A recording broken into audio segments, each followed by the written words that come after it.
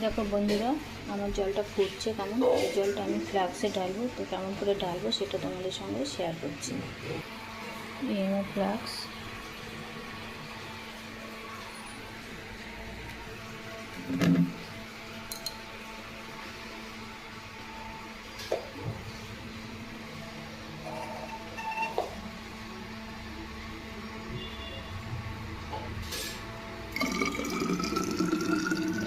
তোমরা ফ্লাক্সে গরম জল ঢালবে।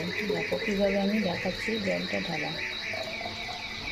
একদম পুরো ভরে দেবে না, এই মুখ চলে এসছে। তো এখন আমি এখানে রেখে দেবো জলটা, তা না হলে যখন মুখটা বন্ধ করতে যাব জলটা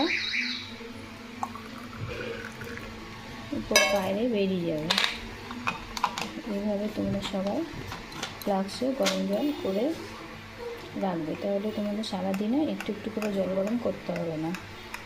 তোমরা একবার জল গরম তোমরা করে এর ভিতরে রেখে দিতে পারবে, রেখে দেবে। তো সারাদিন তোমরা এই জল গরমটা ব্যবহার করতে পারো।